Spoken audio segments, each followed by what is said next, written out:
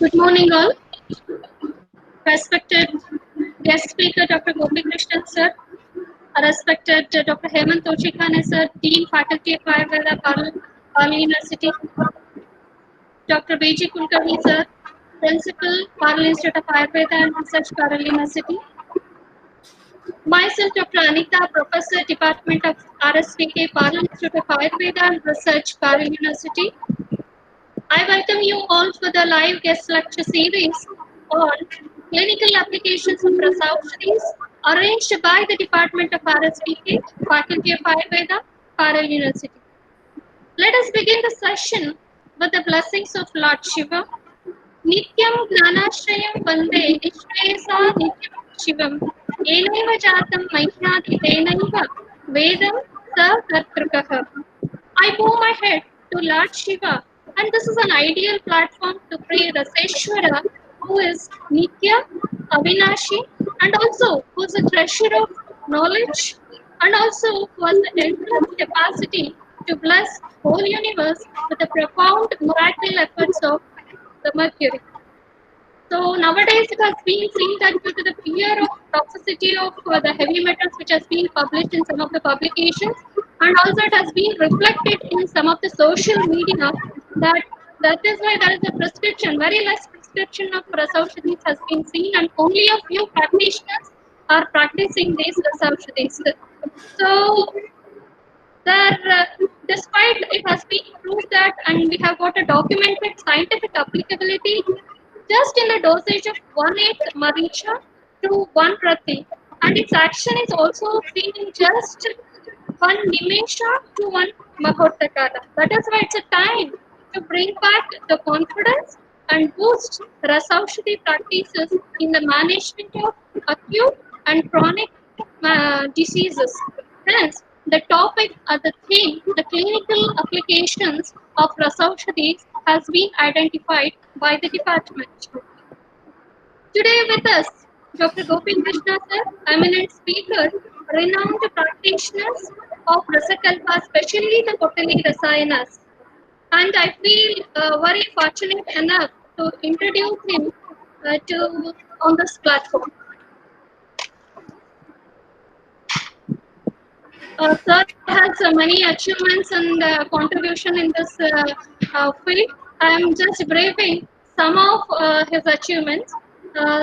Sir is presently serving as a professor HOD SCG Ayurveda Medical College and PG Center Koppal, Karnataka. Sir has got a wide teaching experience, and he is very much well versed in the practical skills of the preparation of all the Chatapida Rasayanas. And he has designed himself many new formulations, especially the cosmetics and Ayurveda manuals, hair dye, and many more. Sir prepares around 250 medicines himself to be dispensed for the patients who come to him for the management or the treatment. And the sir has got a huge collection of rare literatures of Rashtrastra in his personal library.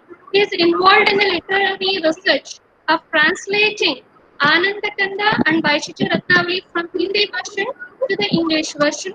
And sir has also actively participated in the translation of Talapatra, which is in a Telugu version of Rasaratnakara, and Chikitsa Padhati to the Sanskrit version. And sir has got a beautiful collection in his museum of various samples of Rasadravyas, even the rarest samples, even Kasturi or like that. And sir has presented and participated as a resource person in many of the national and international conferences. And today he is going to speak on the management of malignancies of GIT with Risaushadis. And one more thing I want to highlight here about the sir is from the lockdown period, sir has participated around 84 webinars. So we are very fortunate enough to have you on this day, sir, and the stage is yours. Yeah, thank you, ma'am. So before we start with the presentation, I would like to acknowledge the Parallel University, the Institute, the principal, and also the faculty members, teachers, Dr. Hemant Toshikani sir, or Dr. Kulkarni sir, Anita madam, the Department of Rasa Shastra and Vaishya Jagalpana from the university or from the college. And it's really a bliss to me to share a few of my ideas with all the people here who are going on live. So with very few of my experiences going on with the malignancies and Rasaushadis, I'm trying to see what best we can do with this dreaded disease. So on that grounds, let us start with the presentation regarding the malignancies of GIT and Rasashastra. So as Madam has rightly said, the prayers to the Lord Shiva here, who is in the Ugra Rupa or Thandava, and because of this particular presentation, the disease like malignancies turned to be very aggressive in nature, and only with the help of Rasashastra or the Rasaushadis, which are Atyanta Priya or Sakshat Shiva Swarupa, are going to cure this illness or going to maintain the illness in a very comfortable way or very beautiful way. So on that grounds, with this sort of a salutation to the Lord Shiva, let us enter into the temple of Rasa Shastra and the Rasa Chikitsa on that grounds. The first thing which I would like to say always in most of my presentations whenever I claim about the malignancies is don't promise your patient. The first step, don't assure like I'm going to 100% cure you. Usually what I do in my clinical practices, I never assure the patient party. So to the patient party, I start with my assurance with 0%. But to the patient to gain the confidence, because unless and until we have that Bishop Vashya property in the patient, we can never win over the disease. So on that grounds, what I do, I give them a sort of a confidence. I give them a sort of a comfort zone for the patient to have a belief in the system and to have a belief in the doctor treating him. And I tell about the things more negative as well, the probabilities and the focus of the illness and the prognosis of the illness to the patient party, because they should be ready for anything. They should be ready for anything because the disease is such. The disease is such. It's not like whenever I claim about 100 cases, out of that might be around 60 or 70 are really successful, and definitely we are able to make wonders in this particular field of malignancies with that of Rasaushadis. Of course, the module, the mode, and also the formulations are slightly altered, or it is being developed, or it is being slightly made to the convenience of the patient's condition. As per the norms of the Shastra, we are not adding anything else which is other than the Shastra. We are trying to see what best we can do with the background of the science of Rasa Shastra. So on that grounds, let us start. This is what Ayurveda speaks about. I don't want to go into the details of what is Arbuda, what is Gulma, what is Granthi and all. There are much of the things which are being very much clearly explained in the textbook. So today we'll be discussing is only about the treatment part of it. We'll be discussing only about the treatment issues of the malignancies, and that also we will be focusing the primarily on the GIT malignancies, the malignancies of the gastrointestinal tract. When we go into the Chikitsa Sutra of the Gulma as such to go with, we can see all the acharyas have given their own Chikitsa Sutras for the management. The Chikitsa Sutras are being very well explained in various textbooks. One thing was very curious for me to see whenever I read any of the Samhitas or any of the Chikitsa Sutras with respect to the Gulma is the treatment protocol which is being explained here for the Vataja Gulma is the Snehana, Svedana, Grutapana, Basti, Churna, Brahmana, Vamana, Virechana and Raktamokshana, This is well understood because we have to target the Vata. But it was worried for me to see the Pittaja and Kafaja Gulma, and also sometimes about the Sannipataja Gulma Chikitsa Sutra, where again, even though it is Pittaja Gulma, you can find here the one which has been highlighted are also been the treatment protocols for the Vataja Gulma. So why you need to do the Kshira Sevana, why you want to give Virechana, why you want to give Niruha and Ashwasana to the patient of Pitta is one such inference. What I try to get always is, even though it is Vataja, Pittaja, Kafaja Gulmas, prime focus should be given for Vata. Try to give most importance for the Vata, because that is the one which is multiplying the cells in the form of abnormal way and making it into a case of malignancy. So try to see that even though the patient is Pittaja Gulma, even though the patient is Kafaja Gulma, focus on Vata, don't neglect Vata, or try to have an eye on Vata throughout the treatment protocol. I will say, even though the patient is out of the illness, I do have certain cases which are from past 15 years or 16 years on malignancy treatment, and they are totally fine as per the sonological reports. They are totally fine as per the physical complaints. Absolutely, they are not bedridden or not on any of the other allopathic system of medicine or any contemporary medicines. They are only on our medicines, which they are not interested to withdraw because of the fear of the illness might have an recurrence. So, but either the way, whether it is a placebo effect, whether it is a sort of a coincidence, or whether it is an actual treatment, or it is by chance, whatever it is, we have to accept certain things, and this is acceptance is the range what we can show in a clinical perspective. So on that grounds, let us try to see, and I always emphasize to focus more on Vata, even though you are planning your treatment for the Pittaja Gulma or Kafaja Gulma as well. As such, you see in case of the Pittaja Gulma, the Chikitsa Sutra is being explained as a Tikta Ghrutapana, Tikta Kshira, Virechana, Niruha, Rakta Mokshana, Ashwasana, Shamana Yogas, Upanaha, Shastra Karma, and Shodhana, like insertion and drainage, like, or Vrana Ropana Karma. So these are a few of the principles which are being explained for Pittaja Gulma. Similarly, for the Kafaja Gulma, we are able to see here the highlighted points are again for focusing the Vata, wherein he explains about the Snehana, Svedana, Vedana, Langana, Lekhana, Virechana, Sarpi Vasti, Guti, Churna, Arishta, Kshara, Rakta Mokshana, and Daha Karma. So these are a few of the things which we need to understand. And especially whenever we speak of the malignancies of the GIT, two factors very commonly. Of course, there are many types of malignancies which can happen, but very common thing which has been observed in our clinical practice is the adenocarcinoma. The second set is about the squamous carcinomas. So these two are very primarily observed, and that also adenocarcinomas are still in a higher range, wherein we are able to observe in many of the patients. And the prime doshas which can be involved here is Vata Kafaja. I observe them with that of Vata Kafaja. So these Chikitsa Sutras of Vataja Gulma or Kafaja Gulma or Vata Kafaja together can be implied in the way however you would like to see that patient being responded in various means. And that is how we go for the treatment management in most of the malignant cases. And with these treatment protocols, I try to introduce the Rasaushadhis into these modules of the treatments, as you can see here, and try to see what best I can do to introduce Rasashastra into the malignancy managements. So the protocols as such, when you can see or when you compile, one thing you come to know, it is about the Anulomana and Pachana. This is Vyadhi Pratyanikam. You find primarily it is Anulomana and Pachanam. The next thing, whatever you find is a Mukhya Aushadhis, the prime Aushadhis which can be tried out there as per the textbooks, various textbooks, or the Balataka, Lashuna, Eranda, Tamra, Shilajatu, Kankushta, Kampilaka, Navasadara, Kantaloha, Naga, Vaidurya, and Shanka. According to Chakradatta, he has explained three things. One thing for Vata and Kafaja, he has explained for the Ketaki Kshara, Palasha Kshara Grita for Raktaja Gulma, and Kshara Jala in case of with the help of Kutaja, Arka, Shidgru, Smuhi, and Apamarga. So these are the Chikitsa Sutras as per the textual references.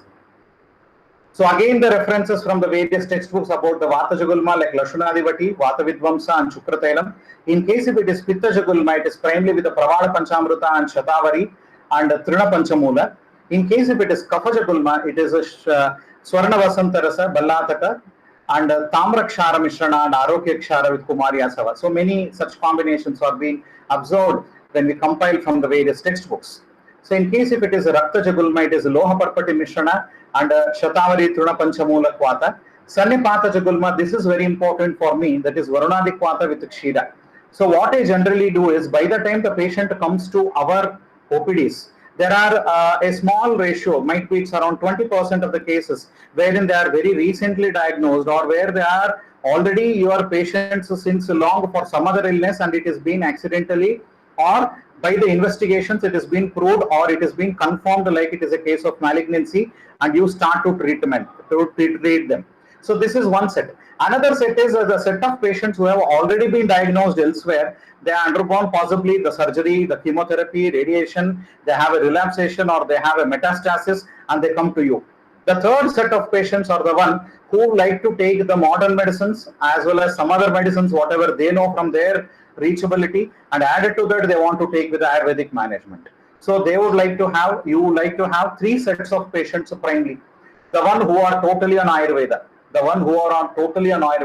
but in my treatment protocols, because a person is taking some other treatment, I'm not altering my treatment protocols. I'm definitely giving the set of medicines which is essential for my treatment setup and try to manage the patient very well. Instead, my drug could even support them from tolerating or even having a sort of a betterment in the improvement or the bioavailability of either of the system of medicine drugs being absorbed in the body, because they are said to be Yogavahi and they are said to have that sort of a bioavailability nature. And added to that, quick response in the patient. It is quick response in the patient. Possibly, I never stress my patient to go for any of the chemotherapies or any of the treatments, nor I ask them don't go for any of the chemotherapies. I give the ins and outs of the treatment. I ask them to take the opinion from their oncologist and decide by themselves. Whatever they find it is logical, they can come. I will never force my patient, don't come. I never say my patient, welcome board with a red carpet. So either of the things is usually not being done. In case if they have a total belief, definitely we are here to help them. And this is what I try to manage in my clinical setup. Varunadi Kwata, why I emphasize more is, by the time the patient would have been visited in a number of doctors, treated with surgery, chemotherapy, everything, relapsation, metastasis, and then by the time all the three doshas would have been in the highest vitiation state, and by that time he has to come to us and he comes to us with a treatment expectation and he expects the treatment should happen possibly as early as possible. Might be it's a week's time or a month's time. He says, I thought everything is possible in Ayurveda. Then why you did not come from past a few months or years wherein he was being treated with something else? But still, it's not like to discourage the patient. It's like to realize the patient there is no harm that you take the medicines. Might be they take both the systems together if their doctor has no objection about it. But I don't have an objection. I have many cases where the people are on other contemporary system of medicines and as well as into my medicines or treatment protocols, and they're quite happy. The ultimate goal is, it's not like a person is being treated by a particular system of medicine. It's most important like the person is being cured or not. Either of the systems, it's immaterial. It's humanity that comes first. Next is your system. Whatever the system you are, in case if the patient is fine, he's cured out of the illness, that is the biggest boon to the patient and also a credit to the doctor. So on that ground, so let us go with the further slides wherein I say with the time the patient has come to us, it is in a Tridosha Avastha or Sannipata Avastha. So my Anupana most of the times in many of the cases is Varunadi Kwata as an Anupanam. In most of the cases, I try to give them with Varunadi Kwata as an Anupanam, and I ask them to take that of Kshira. There are many folklore malignant practitioners. They are wonderful practitioners I have seen. There are many patients visiting them. There are many being treated. Few of them used to say Kshira Panam, or you keep them only on Kshira diet, then the person is going to have a significant improvement. The patient is going to have a significant improvement. It gives a bala to the patient a lot. It is going to make him to have more sustainability. So either of the way, this is a few of the backgrounds for the treatment protocols. The next thing is about the Panchakarmopachara. Usually what happens is the patients who are very sick or unable to go for the classical Vamana or Virechana. Say for example, I have a patient with a malignancy of the lower GIT, might be it's of the big colon or in the larger intestine. I cannot expect him to go for a Virechana. I cannot go for a Virechana there.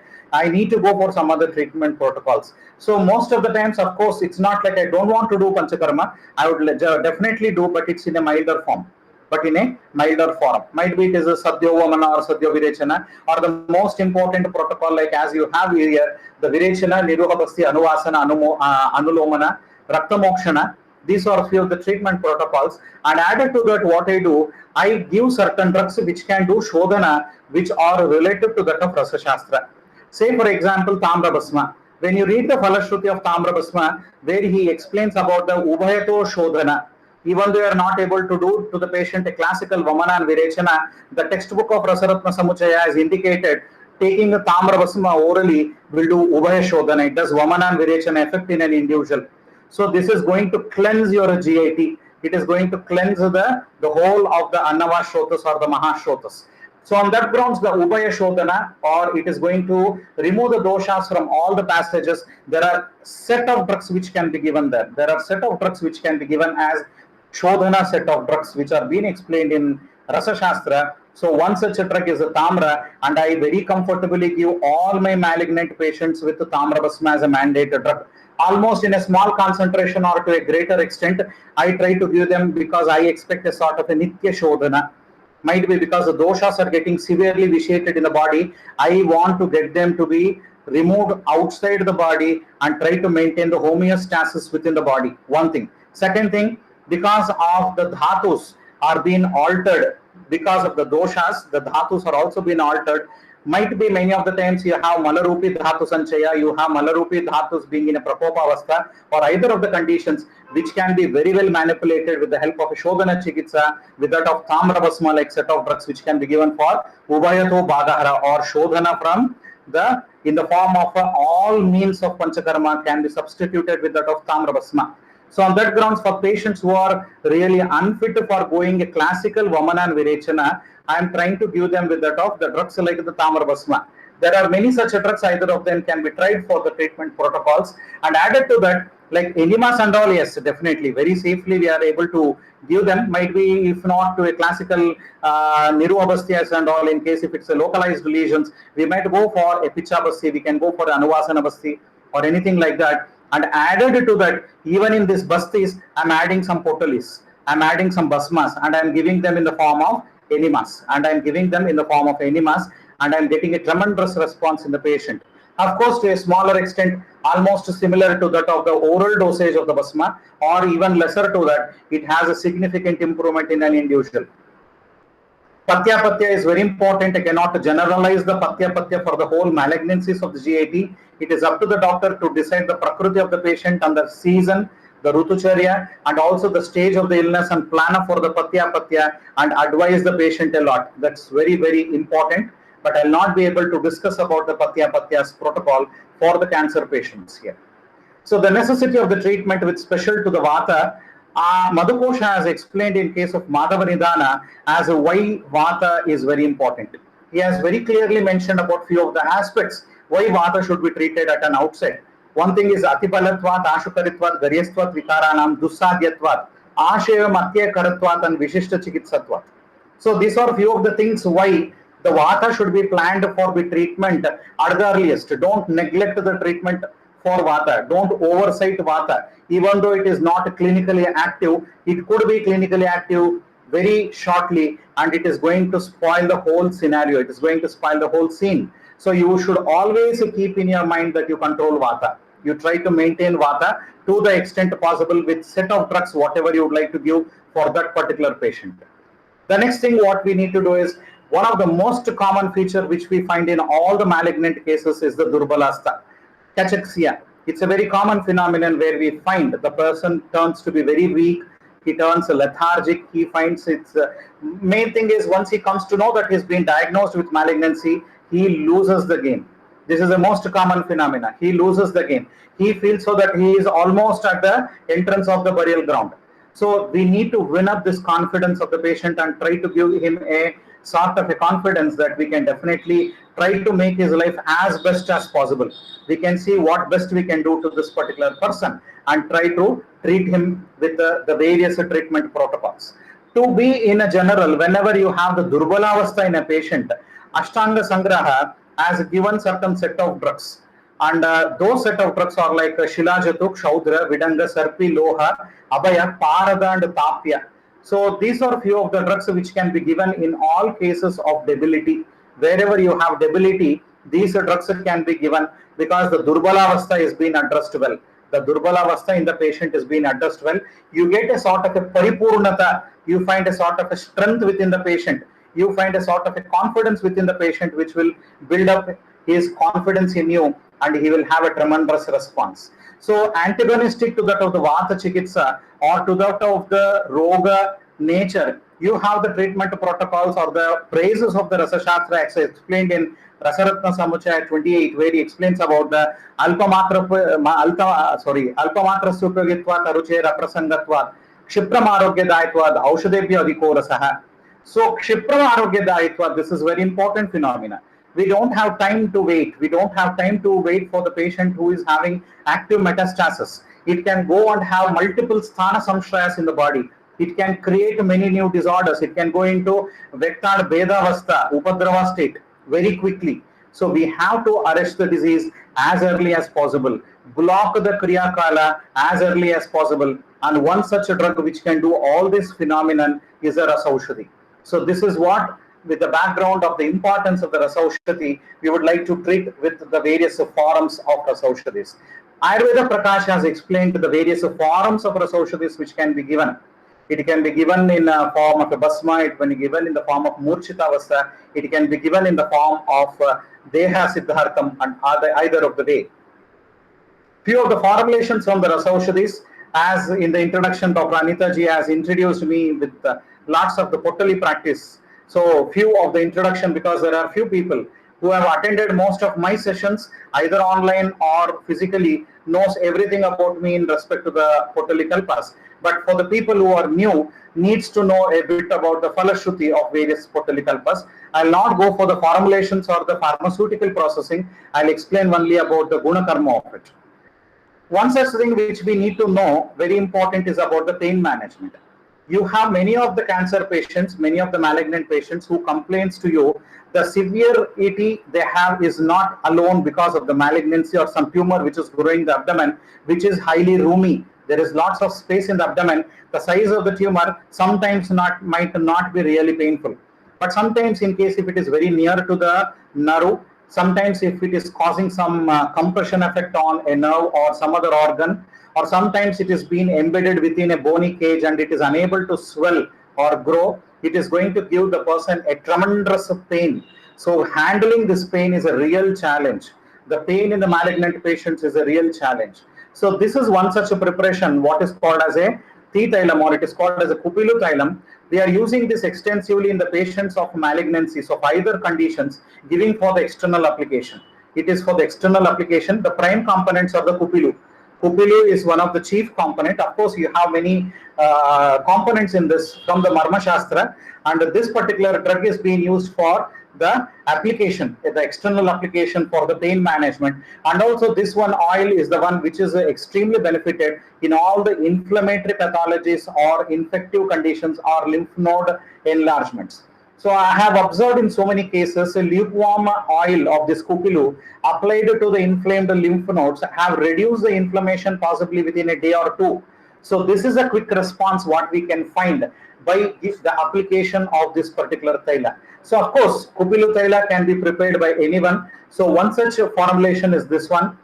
And added to that, the next one what we have is about the Sarveshwara Parpati.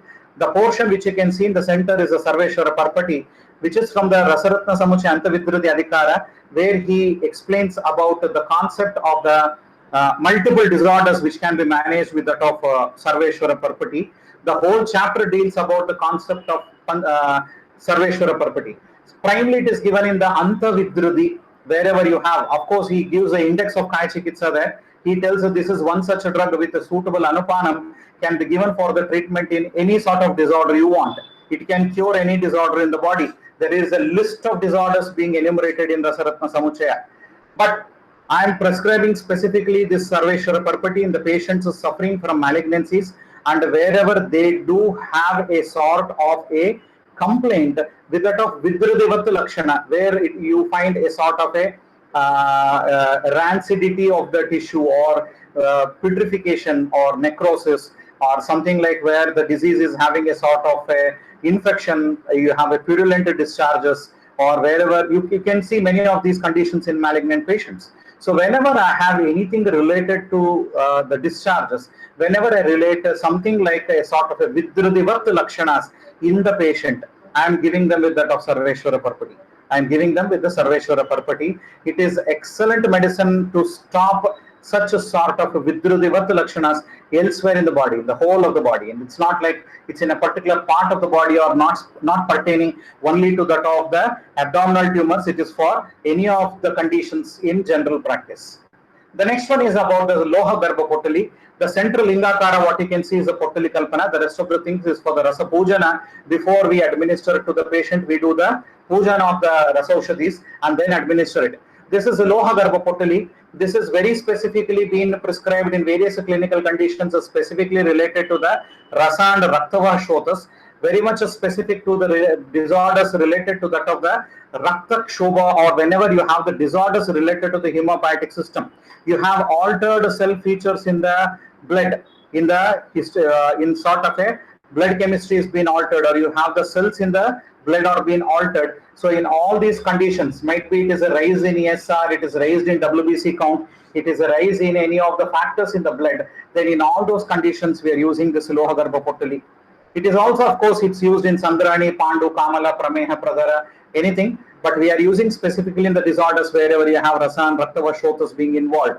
So whenever I have any sort of a malignant case, I am giving this Loha Garbha Potali in a dosage of 4 grams per month. I am giving this in the dosage of 4 grams, means 1 gram per week is the dosage what I am giving. And I do have a very good response, because it makes the drug and tag it, get it, drags it into the hemopietic system. It makes the bioavailability of the drug more in the blood. It makes the drug action to be more in the blood. And Acharya Sushruta has rightly said about this particular concept, that the infections or the disease will primarily spread through the blood. So you want to arrest the metastasis, you want to arrest the infection, you have to arrest the disease which is being spreaded through the blood, then you need to give the Loha Garbha Potali. This is one such a drug which can arrest it, or which can have a good milestones. It can postpone the milestones in the illness, and it can definitely benefit your patient. The next thing is about the Mallagarbha Potali.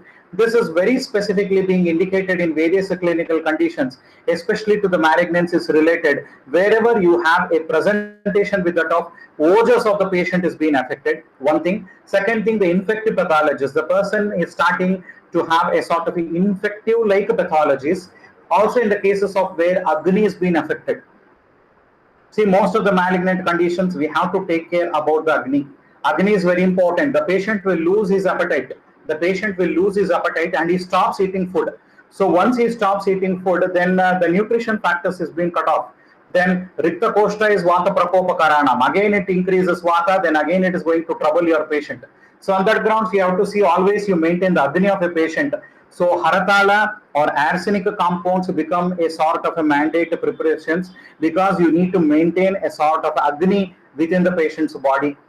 Added to that, Mallagarbha Potali is also been much benefited in these clinical conditions like Jwara, Shleshma, Vatavyadi, Upadamsha, Tiranga, Bagandhara, Nadivrana, Shwasa, and other conditions. So this is very specifically given in the malignancies of the chest or with that of the lungs. You have a disorders or the malignancies of the lungs, we are giving Mallagarbha as a drug. Next is a Tamragarbha, very specific to be given in most of the adenocarcinomas, because Vata Kapha Pradhana, we are giving the Tamragarbha.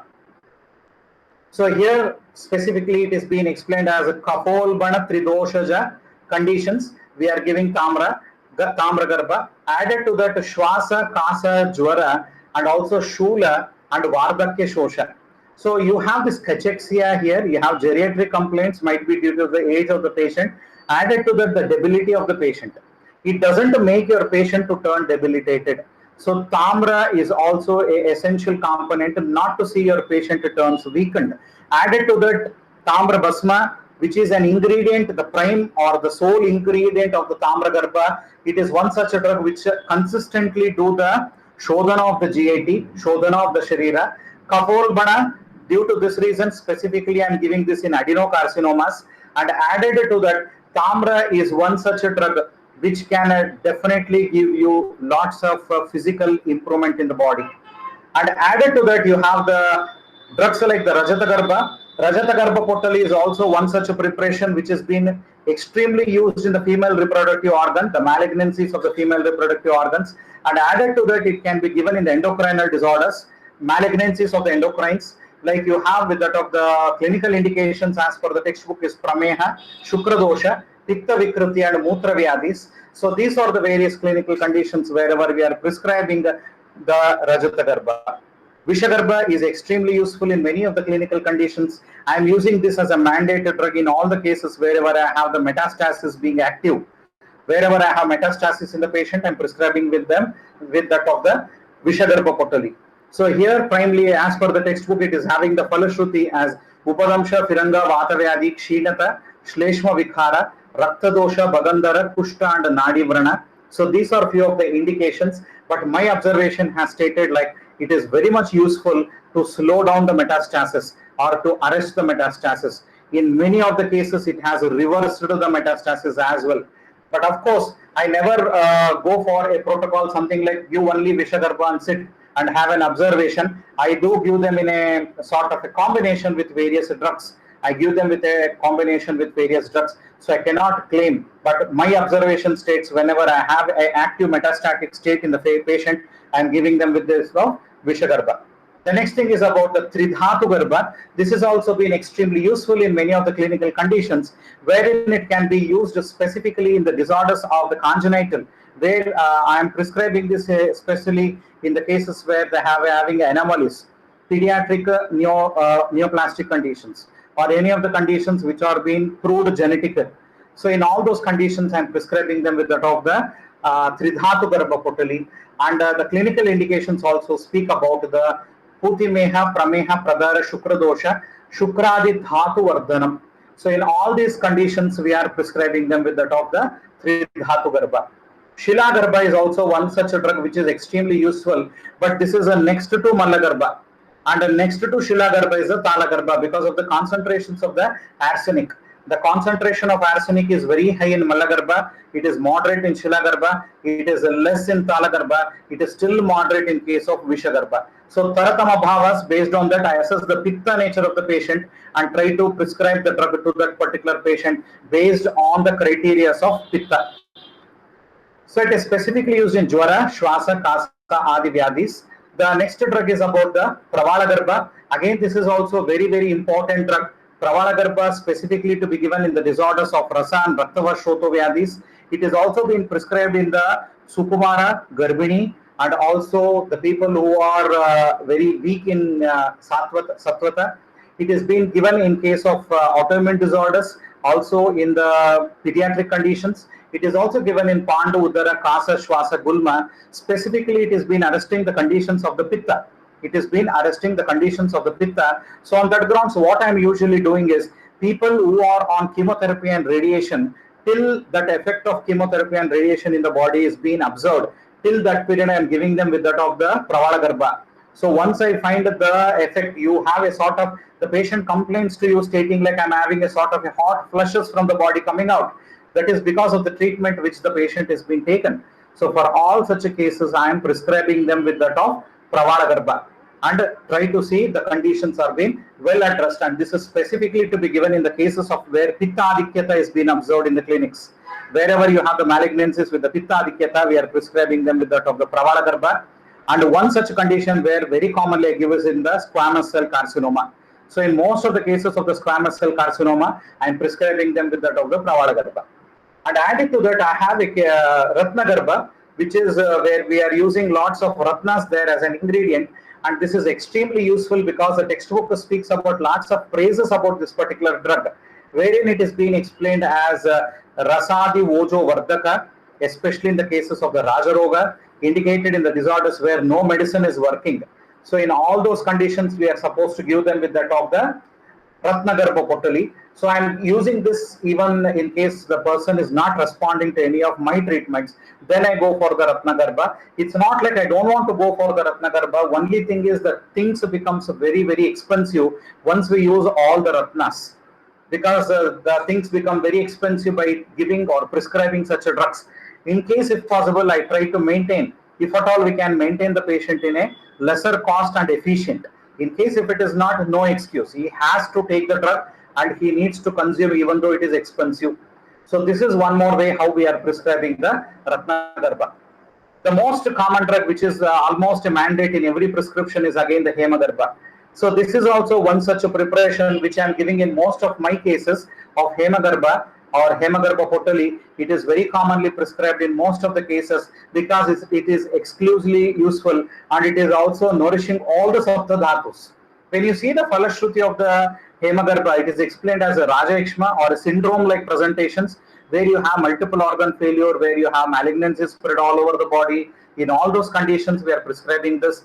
Rakta Kshobha, whenever you have the fault in the blood, or whenever you have the transmission of the illness through the blood, or you have the disorders of the blood, you have an alteration in the Raktavashodas. So in all those conditions, again, we are prescribing with the drugs of the Rakta Kshobha, set of drugs like that of the Hemagarbha. One more thing is a Jirna Jwara. So you have the Dhatugata or the Jirna Jwara, or the chronicity of the illnesses, where you have the deep-rooted illnesses, or any of these conditions also again we are prescribing. And most of the time the malignant cases fits into all these four categories. He is having multiple organ failure, he is having active metastasis, that is through the Rakta Kshobha, he is having a chronicity of the illness, he is having multiple dhatus being involved, as you see in case of Jirna Jwara, and also his ojas is becoming depleted day by day. So you need to address the situation of the Ojakshaya. So on that grounds, I am prescribing them with all these drugs of Hemagarbha. So let us try to analyze a few of the things with that of the Annavashotas and try to see what are the clinical cases which we could go. It's not like I have projected all the cases. There are many cases which I found to be reliable for today's presentation and try to highlight them here. Few of them are from my students, my colleagues and friends, where we have treated together as well. So I'd like to acknowledge all of them for this. So whenever we speak about the Mahashrotas, it is about the Annavashotas, wherein you can see the Moola is Amasha and Vamaparshva as per Charaka, and Amavashaya and Annavahi Damanis as per Sushruta. So why I am quoting this particular shloka is whenever you have the disorders of that of the Annavashotas, we have to consider or always try to see that you protect the Amashaya, because this is a Moola, the Moola of that particular Shota. So you have the malignancy of the oral cavity or the malignancy of the rectum. Focus should always be given even on Amashaya, the sthana or the organ called as Amashaya, because that is a Moola. The Shakha or the Shrotas is being affected. In case if you can protect the Moola, many times the disease is being much under control. So try to see that you focus your treatment on the Moola sthana. The Shroto Moola is the Amashaya. Try to always have such a drugs which can protect the Amashaya of the patient. Shroto Dushti and Shroto Vedalakshanas, which are being explained by Charaka Vimana and Charaka Sharirasthana. So based on that, the treatment can be scheduled, and such a treatment protocol, whichever can be scheduled, as per Charaka Chikitsa Sutra, where he explains for the Annava Shroto Chikitsa, in Charaka Vimana, 5th chapter, he explains about the Ama Dosha Chikitsa. So you need to treat the Ama Dosha for the Annava Shroto Vyadis as per the Chikitsa Sutra, and a few of the Rasaushadis which can be given in Ama Vikaras or Abraka Shilajatu Gandhaka Kampilaka Tamra. So these can be given. The textbooks Rasaratna Samuchaya. The next protocol is about the chapter number and the shloka number. So these are direct references from the various textbooks, like Deepana, set of drugs which can remove the Ama. Lots of Deepana and Pachana drugs, because all are Agni Sannikarsha Yukta, and they are also being procured with the help of the Basma Nirmana, where it is being exposed to fire treatment, and that is the reason why they are having lots of Deepana Pachana quality.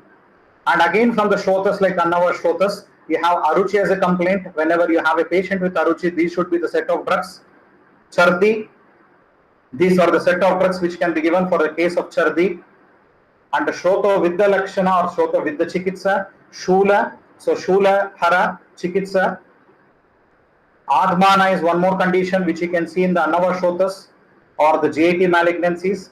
So these are the set of drugs which can be given to the patient and try to target the gastrointestinal tumors. Especially we'll speak about the GAT malignancies. It is referred to the malignancies of the GAT includes the esophagus, stomach, biliary system, pancreas, small intestine, large intestine, rectum and anus. You have the obstruction, one such illness. The another thing you have is abnormal bleeding and associated complaints. And added to that, you can have the invasion of the tissue spread elsewhere to the other systems of the body, and this determines the prognosis of the illness, where we need to arrest the situation. Then the treatment is much easier. The accessory organs which can be involved, as per Ayurveda, liver, gallbladder, pancreas, heart, lungs, everything are koshtangas only. All these are koshtangas for us, but still accessory organs as per the modern science. So there are few of the clinical conditions where we need to consider with that of the malignancies of the upper GAT is the esophagus.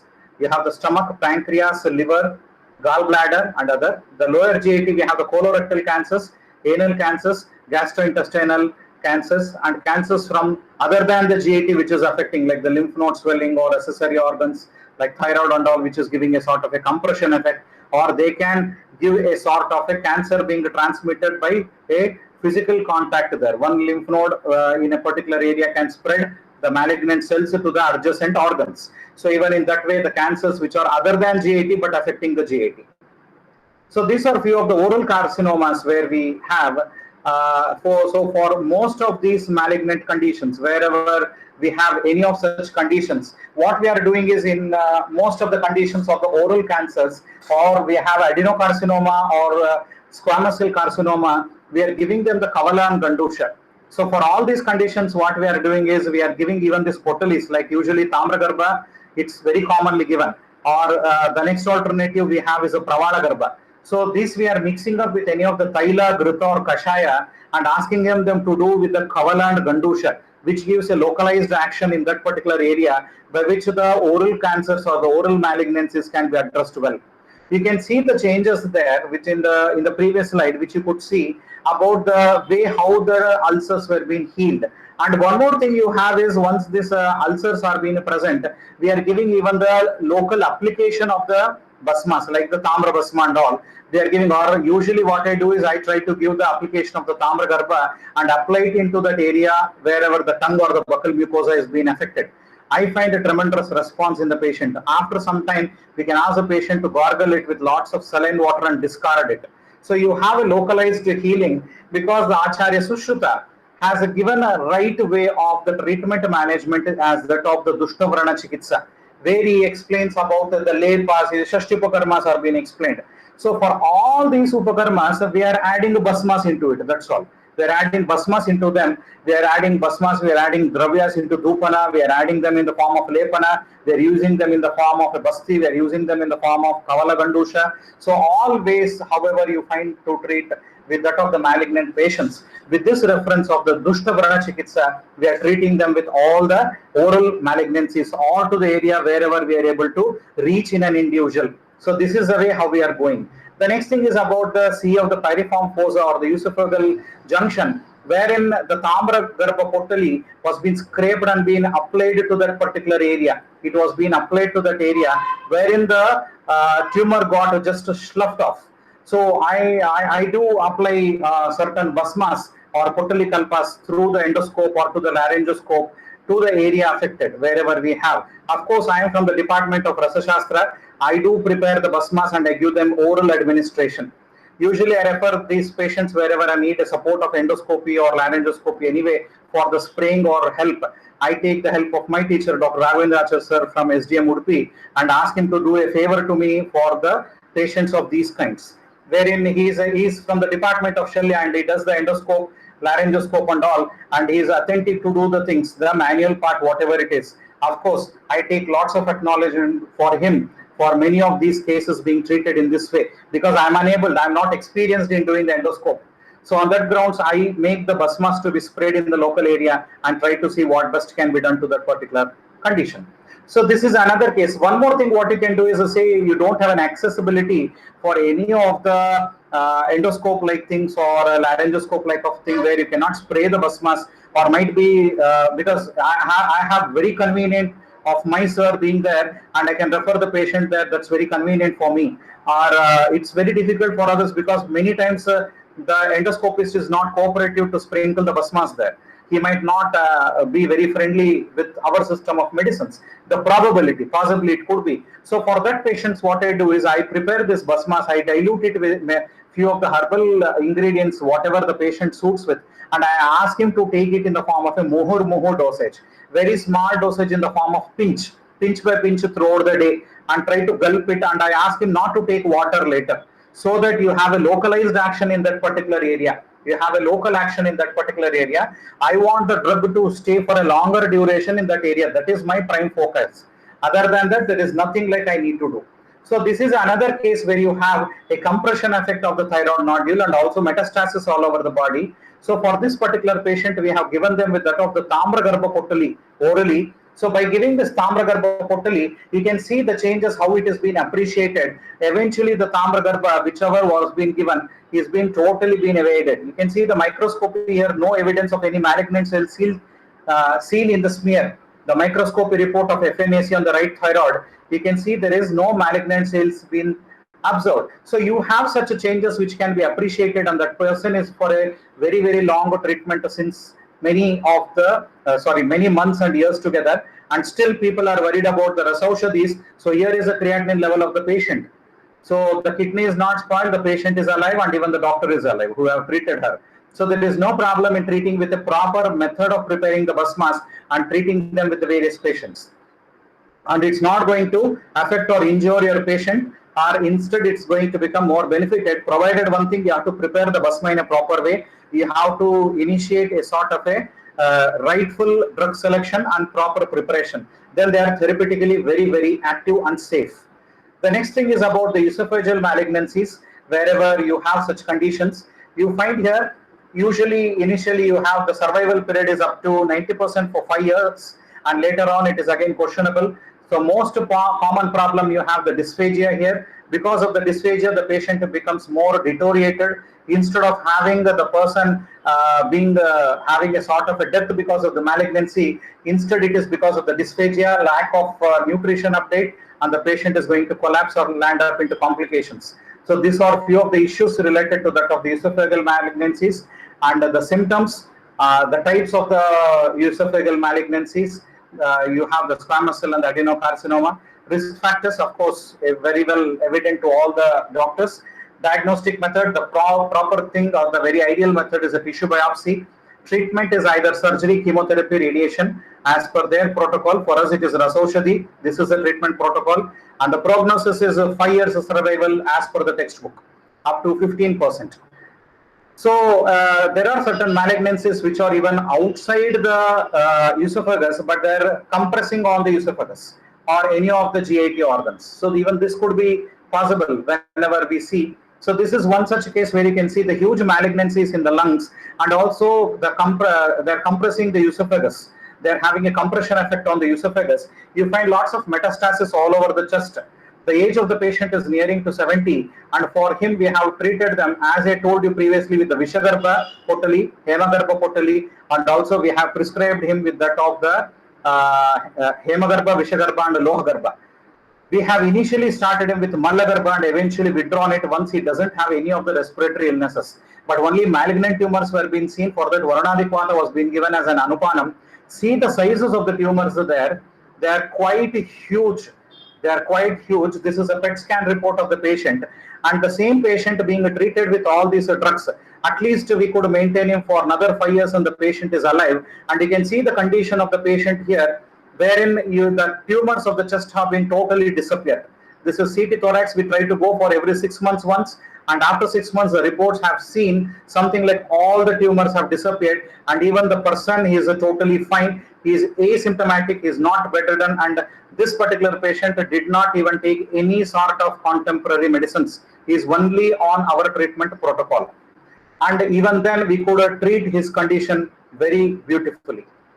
And this is a zoom up of the same thing, because some of them might not be able to read it. So I've just zoomed the reports. CA esophagus, which we have discussed, this is into the esophagus. That one was outside the esophagus.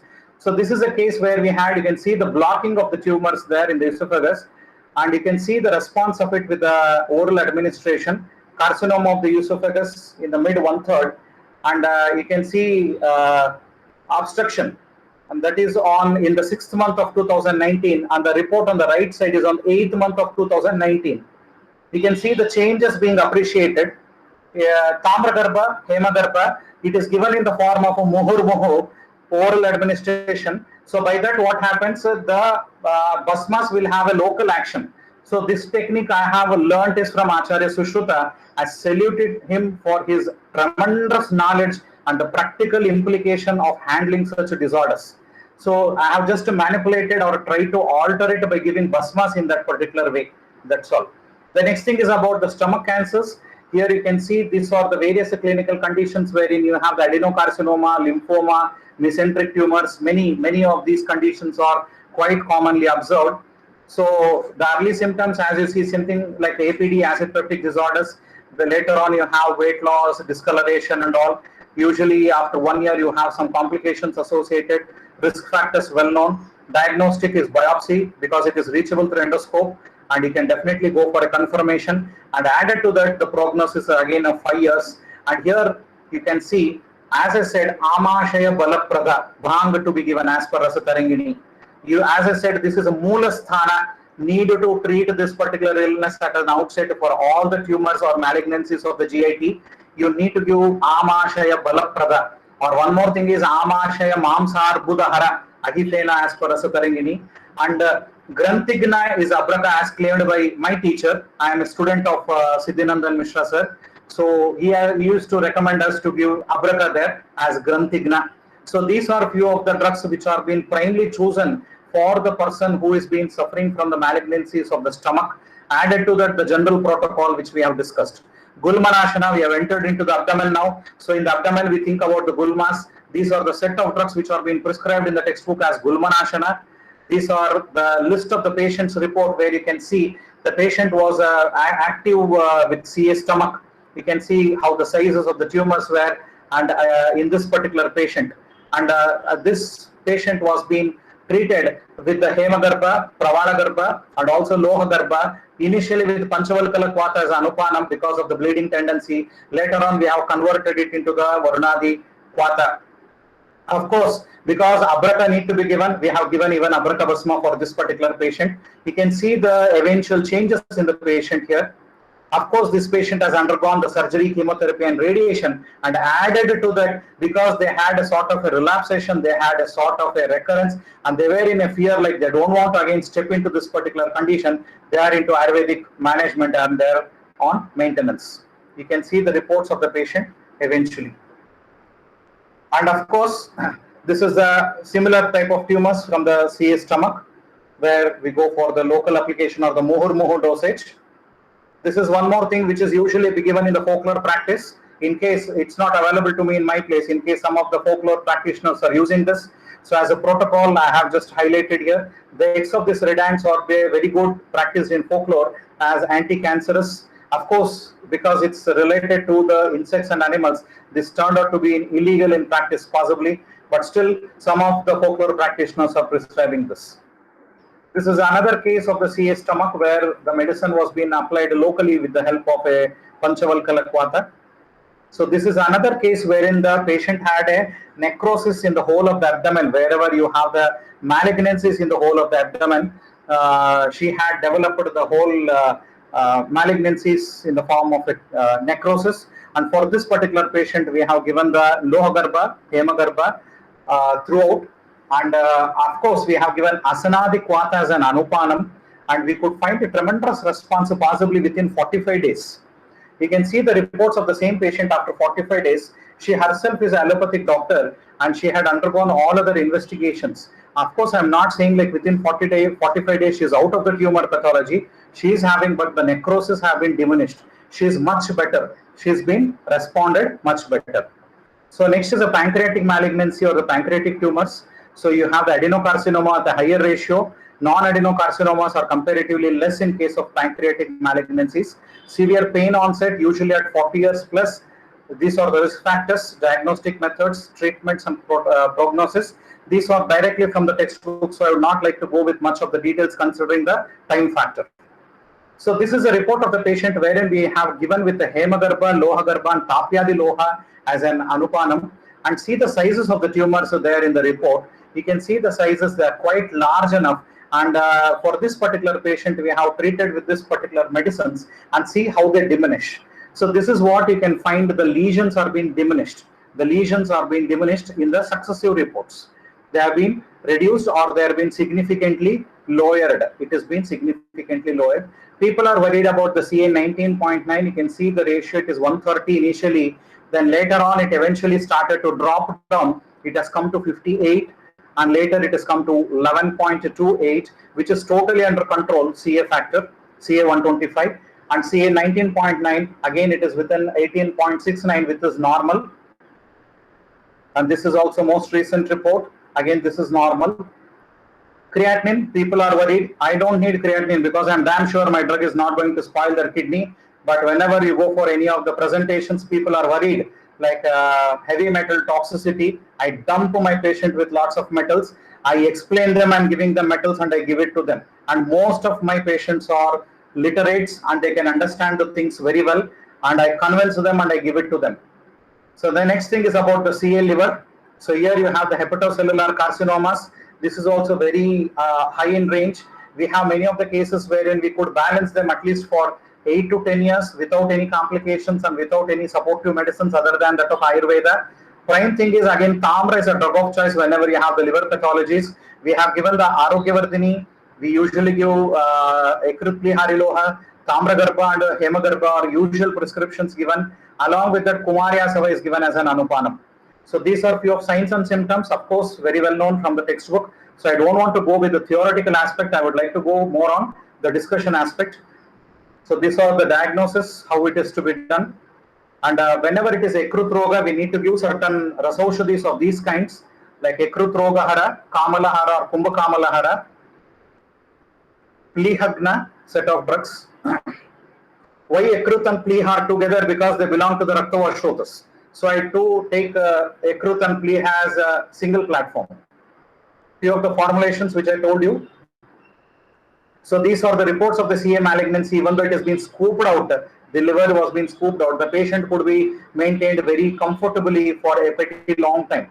We could maintain the patient with lots of his reports being maintained. And of course, the patient was asymptomatic physically. And even though the reports, you can see here, and of course, parenchymal disease, this was another patient where we had a cirrhosis of liver. We had a cirrhosis of liver in a patient wherein we were able to give them with the same prescription. I don't have any alterations there. And you can see the reports of the patient possibly within one and a half month. The liver parenchyma or the cirrhosis has been disappeared in the successive reports. Gallbladder carcinoma, I don't want to claim much about this, only the textual reference, because I haven't treated the gallbladder malignancies. I could not collect any patients till now. So I don't want to comment. I don't have much cases regarding this. So these are only the textual references. I'll run through the slides. So these are the diagnostic tools. The next is the colorectal cancers. This is very important and very high. It is very high in India nowadays, just because of the reason we are into totally faulty food diets. We are into junk foods, artificial diets, and our attention or our business or our profession has made us to take the food recurrently outside, which is artificially prepared many times, or skip the diets. Faulty food habits cause colorectal cancers. So there are other reasons as well, but very common reason is this one. So these are the textual references about the signs and symptoms of the colorectal cancers, the lakshanas, whatever you can find here in the patient, the symptoms, risk factors, the diagnostic methods, prevention, treatment, and prognosis. So for these patients, usually what we do is it is very much reachable by the Basti Dravya. The patient has a sort of a something like Atisaravat Lakshana, Raktatisara or Atisaravat Lakshana. For all these patients, what we are doing is we are giving them in the form of a Picha Basti. I give them Triloka Chintamani in the form of Basti. I give them with Pravala Garbha Potali in the form of a Basti. I just scrape it. All the potalis should not be pulverized. Don't hammer them. You need to scrape it. You need to rub it and then give it to the patient. and these particular potali kalpanas are being mixed up with other drugs of the Pichabasti. In case if the patient is young or the patient is unfit for the Pichabasti, we go for mixing of these basmas into Matra Basti and they are being given to the patients. So these are the signs and symptoms, the risk factors, the diagnostic methods, treatment and protocols, prognosis as per the claim. So Rakta Pittanut, you have Rakta Tisara, so you need to give this set of drugs wherever you have the bleeding tendencies there. And added to that, the disorders of that particular area, the Buddha Pradesha. So you have the Rakta Samyukta Mutra Srava or Rakta Sanjanana, Rakta Sanjana Karana or Rakta Sravahara, Rakta Vruddhikara or Rakta Dina set of drugs. So this was a case report of a patient who was been suffering from the malignancies of the intestines, and he was being given with a Hemagarbha, Lohagarbha, Vishagarbha, along with that Panchavalkalas and Anupanam. He had lots of fistulas developed in the abdomen. So on that grounds, he was also being prescribed with the Sarveshwara Parpati. As I told you, with Dhriti or Nadi Vrana or any of those things like Bagandhara Lakshanas, we need to give the Sarveshwara Parpati. So along with that, the patient was not able to tolerate. So we have added even Ratnagarbha Potali to this particular patient. And we could maintain the patient pretty well with lots of good milestones of the illness to be postponed. And we could maintain the patient very well for a pretty long time. So this is Atisarahara Lakshana or the list of drugs which can be given, because the treatment of this particular area is said to be Atisara Chikitsa, Mala Vedana or Mala Mochana, Mala Vishodhana. Few of the prescriptions like what you have for the area. So pre-malignant conditions or the malignant conditions, this was basically from ulcerative colitis, where Pichabasti was given with Pravana Garbha Potali. You can see the changes, how it happened eventually. And the patient is totally fine, possibly have taken 12 to 15 months to achieve the anatomical variation there. Of course, it's an eventual process. I don't claim the response within a week, 1 month or 2 months. Sometimes the patient will clinically respond. Sometimes the patient will not respond as per sonological or investigations, but clinically is totally fine. You can find all the Swasthya Lakshana as per Ayurveda in the patient. But still, you are having the tumor cells in the patient elsewhere in any of the investigations. So they are fine. I do have certain patients being treated from past 5 years, 10 years, 15 years. They are totally fine clinically and they are back to their jobs. But still, they do have to be maintained. So for those set of patients, we give them with Ayusha set of drugs, where you want to increase their longevity of life. We give them with a lot of Ayusha set of drugs.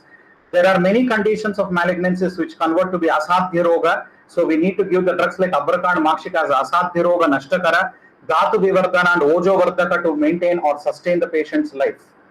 Mrutyuguna, because most of the patients are about to die. So you want your patient not to die, then you need to prescribing a Mrutyuguna set of drugs as claimed in the textbooks of Ayurveda Rasa Shastra. Pushti Vardhana and Pushtikara, Sarva Vyadihara, syndrome-like presentations, multiple organ failures, Sarva Vyadihara set of drugs. Papagna, Purva Janma Pruta Papam Vyadhi Rupena Pidita is one of the saying which we strongly believe about. So Papagna set of drugs like Manikya can be prescribed to the patient in case if you can have an observation or if you are doubtful about the patient condition, as claimed by Rasaratna Samuchaya and Ayurveda Prakasha. Increase the Sattvata of the patient or Sadguna Vardhana after the treatment protocol with giving administration of Vajra, by which is the Sattvikata is being increased as claimed by Rasaratna Samuchaya. So this is important to treat any of the patients. It can break you or it can make you. You can become strongly mental or you can become mentally strong. You can have a hopeless end or you can have an endless hope. This is a very important phenomena. Main thing is convincing the patient. Convincing or counseling your patient. It's very important. We can really make much wonders. Many conditions have seen where I could achieve more better way than what a chemotherapy person can do. There are many, I'm not claiming like I can cure all cases. I can give a very good hope for many cases. I can give good hope for a set of patients wonderfully. But of course, we need Bishak-Vashya, we need to know the stage of illness, the strength of an individual, the strength of the medicine, what you are prescribing, everything is important. And I wish cancer would only be a zodiac sign one day, and let us all together with the help of Rasa Shastra eradicate this disease called as malignancy or cancer. So that is how we can treat much of these cases. And the ultimate thing is what you give to the patient is a smile. That is most important. This is the most important fee what you can get from a patient. So this is a real consultation fee of the patient. And thank you very much.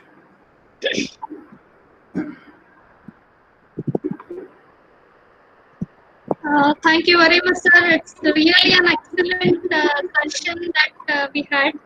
And it's a need of the hour also, wherein we have seen an evidence-based treatment here, and you have shown many of the practical cases.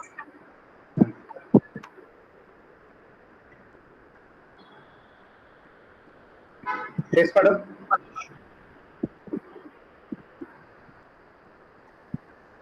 Thank you very much, sir. It was a very wonderful presentation, excellent deliberation.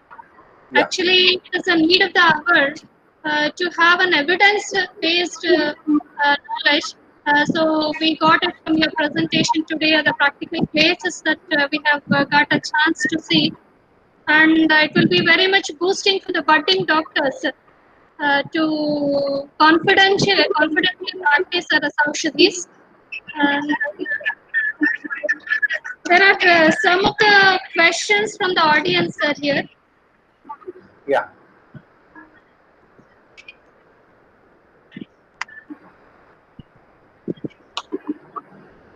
Is there any specific treatment to suppress acute pain of GIT malignancies?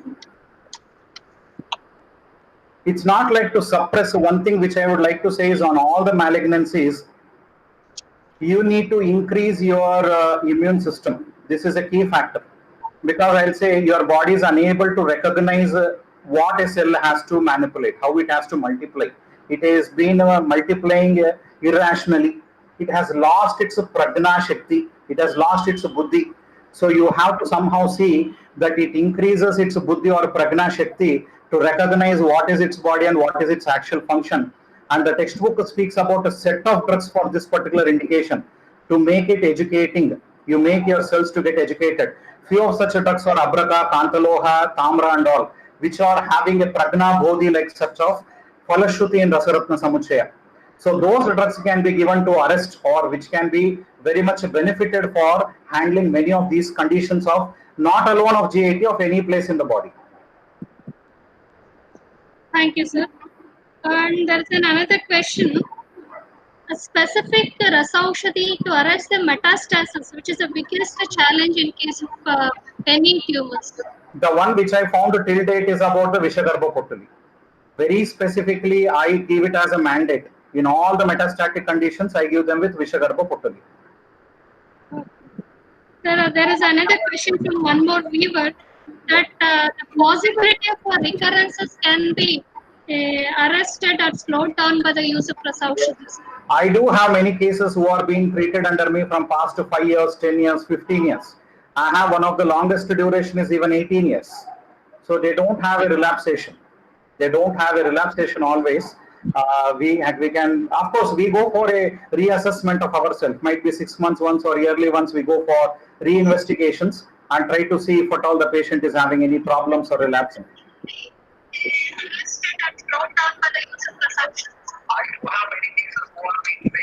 Sir, there is another question, that whether the adverse effects of the chemotherapy can be counter-affected by Rasaushadis. Yeah, Pravala Garbha Potali is a drug of choice there. In case I have with that of the chemotherapy and radiation being seen, in all those conditions I am treating them or advising them with that of Pravala Garbha, where I am loading them with at least 8 to 10 grams per month. I am giving Pravala Garbha with around 8 to 10 grams per month. I am able to see much of the focusing in the patient as such is able to tolerate the chemotherapy, or at least the side effects of chemotherapy are being balanced to a mucher extent.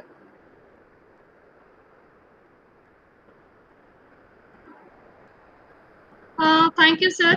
There's another question from the viewer, that how we should use, recommend how we should fix the dose of Potali Kalpanas, Potali Rasayanas when we are prescribing in a combination. Yeah. So what we usually do is we take the potalis and it is being scraped over the street plate. You have that chandan plate where they scrape the chandan. So that plate is being taken, take distilled water and rub the whole of the potali and allow it to evaporate at room temperature. The water portion of it gets evaporated at room temperature. You get the end product in the form of a powder, the basma. So that should be used as a basma, and it can be used in combination. It can be mixed up with any dosage or quantity of basma or other potalis you want, and make it in the form of a powder mixture, or you can encapsulate it and give it to the patient based on the dosage form. Thank you, sir. There's another question from Sharayu Kore that whether other market available preparations are important. Sorry, ma'am, can you repeat the question? The market available preparations for treating cancers are equipotent, or whether they can be used. See, I never found an opportunity many times to use because I prepare them by myself. So definitely there are many good companies in India which can prepare very good quality of basmas and all. But still, most of the times I prepare by myself, so I'm unable to comment on, to recommend either certain companies the best or certain companies not good. Either the way, I don't want to comment or compare anything. I use Potalis extensively right from the beginning, so I'm just going it. Frankly to speak, the first stage where I learned the art of Potali practice was also from a folklore practitioner from the regions of Srisailam.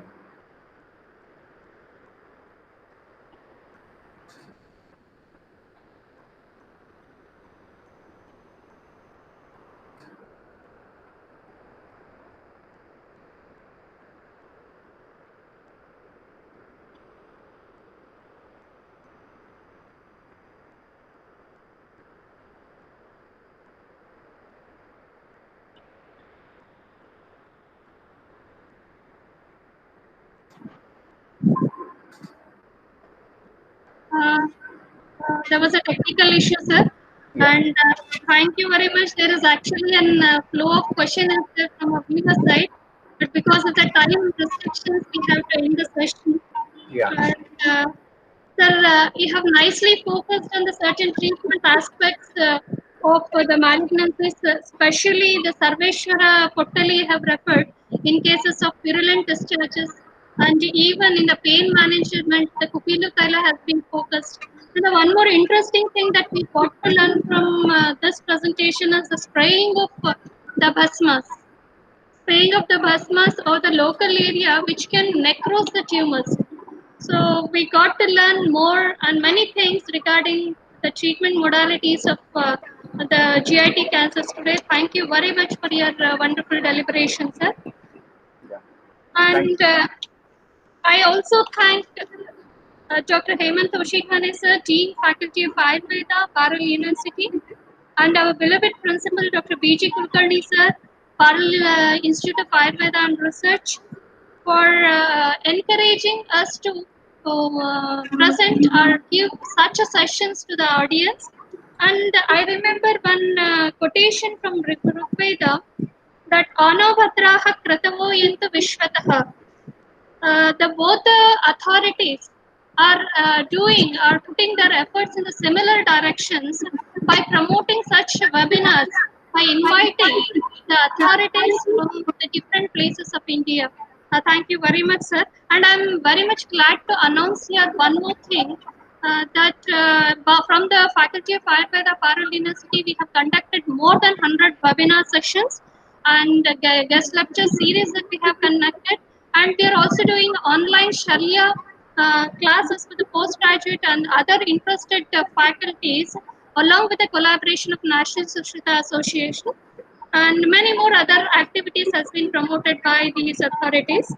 And we have reached almost more than 3 lakh viewers in all these webinars. And I thank finally the management who is also promoting such activities. And I shall be at the fault if I don't take the name of Dr. Navodaya Raju, who is constantly supporting the technical part for the smooth conduction of the webinar. Thank you, one and all. And stay connected with us for the tomorrow's session by Dr. Ravindra Angadi sir on the management of cardiovascular diseases with Rasa Aushadhis from 11 a.m. onwards. Thank you. Thank you.